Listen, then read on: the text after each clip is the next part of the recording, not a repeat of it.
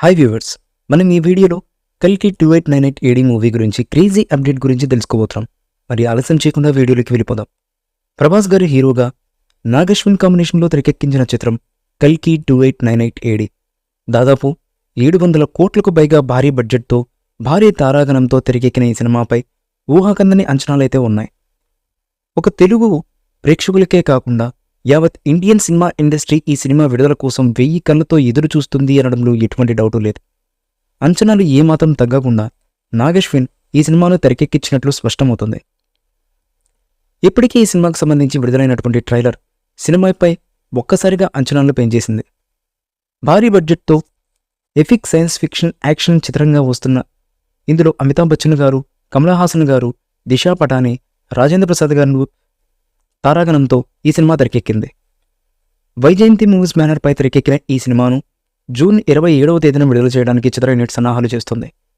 విడుదల తేదీ దగ్గర పడుతుండడంతో చిత్ర యూనిట్ ఈ సినిమాపై ప్రమోషన్స్లో వేగాన్ని పెంచింది. చిత్ర యూనిట్ ఈ నేపథ్యంలోనే కల్కి కథ గురించి దర్శకుడు నాగశ్విన్ పలు ఆసక్తికరమైన విషయాలు పంచుకున్నారు.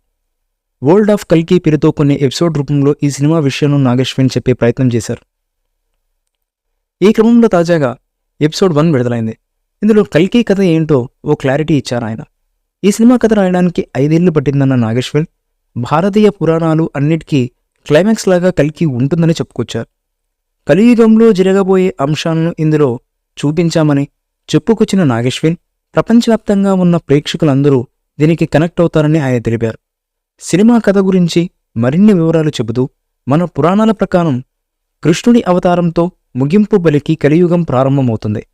కృష్ణుడి అవతారం తర్వాత 10వ అవతారం కల్కి. కలియుగంలో ఏం జరుగుతుందనేదే ఈ సినిమా. కలి అనేవాడు ప్రతి యుగంలో ఉంటాడు, కానీ రూపం మారుతుంది. ఒకసారి రావణుడిలా, దుర్యోధనుడిలా ఉంటే చివరగా కలియుగంలో ఎలా ఉంటాడు, అలాంటప్పుడు ఎలాంటి హీరో వస్తాడనే ఆలోచనతో రాసిన కథ ఇదినే ఆయన చెప్పుకొచ్చారు. నాగశ్విన్ పంచుకున్నటువంటి ఈ అంశాలతో కల్కిపై అంచనాలు మరింత పెరిగిపోయాయి. ఈ మూవీపై మీ అభిప్రాయాన్ని కామెంట్ బాక్స్లో తెలియజేయండి. ఈ వీడియో మీకు నచ్చితే లైక్ చేయండి, షేర్ చేయండి, కామెంట్ చేయండి. మరిన్ని అప్డేట్స్ కోసం మన ఛానల్ని సబ్స్క్రైబ్ చేయండి. అలాగే పక్కనే ఉన్న గంట సింబల్ని గట్టిగా టంగ్ టంగ్ అని కొట్టేసేయండి.